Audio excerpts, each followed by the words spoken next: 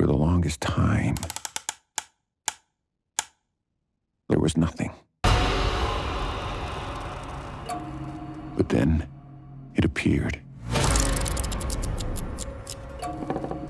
A beast not from this earth, smiting the ones who deserved it, the ones who didn't.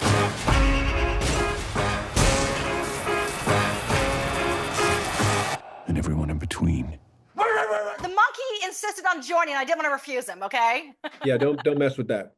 Don't mess with that. Congratulations. I mean, people are loving this movie. It's so good. I think this is the best Stephen King reviewed film since It. And Mr. King himself has been raving about the movie. So what is that like to get the approval from the master himself?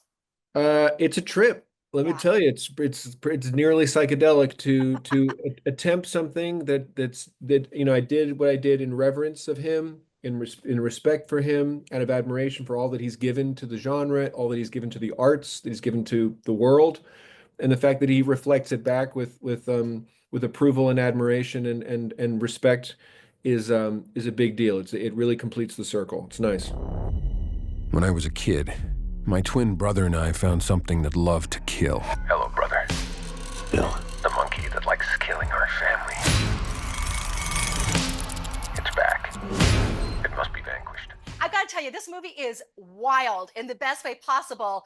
But I do have to ask you, being a twin myself, what is it with all the twins in horror films, from The Shining to The Monkey? It's a common theme. It's a common thing. I mean, I don't know. There's certain things that are uncanny to human beings, right? Like certain things where we're like, oh, I understand that, but I don't understand that. And the fact that there are two of you and you're the same is a trip for those of us who don't have that to deal with every day. There's like a little bit like, oh yeah, like it totally makes sense. That doesn't make any sense. So it sort of lives in that zone. It's just double the fun, you know what I mean? Well, that depends, right? Depends on the twin, I suppose. Like, I can imagine it's double the fun. Yes, with us for sure. We're not that scary. Well, creepy once in a while, but not that scary. We have been chosen to witness its power over life and death.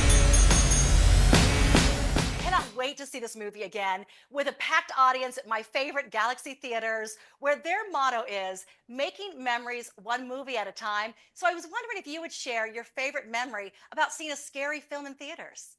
Yeah, it was one of the genesis behind doing this movie in the first place was my memory of seeing Gremlins with my parents at the Man Chinese Theater on Hollywood Boulevard in Los Angeles in 1980, whatever it was, 485 or something, and just feeling like, oh, this is really scary to me. Like, this is really horrifying. Those things are really awful, and it's really fun. Like, I'm having a great time. It's like going into a haunted house at a carnival or something. You're like, this is terrifying to me, but I'm really enjoying it. And at the end of it, you're like, oh, I'm still fine. Everything's fine. I can go home and play with my toys now. That just happened and it's over. Absolutely. I mean, we need escapism in the best way possible. I mean, in which this absolutely is. What would be your message to Galaxy movie fans watching this? Go with your family. I know it's a weird thing to say, but I think, like, obviously if your kids are little and they're sensitive, don't do that. I'm not trying to mess anybody up, but I do think that there's a sweet spot, and your kids. Like, if you're a decent parent, you know what your kids are good for. And if your 12, 13, 14, 15-year-old kid is down for like going for a family movie night, people don't do that anymore. Like, that's a lost art. And if you can actually muster the energy to go together to the movies and sit there and eat your popcorn, the 4 of you, the 5 of you, the 10 of you, however many is in your family, and see it as an event that you guys can all share, I think it really works that way. And that would be that's my biggest wish for this movie. And I think when the gore is so over the top, it's just a cartoon. It's like Bugs Bunny, Yes. Itchy and scratchy. If you can handle that, you can handle that. It's the itchy and scratchy of horror films. Exactly. Like, if you think that's amusing, then you'll be amused by this.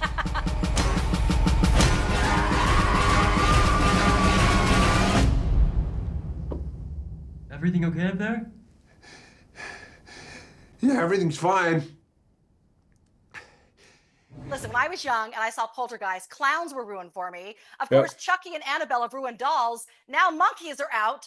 Was there any object growing up that you saw that now has terrified you as an adult?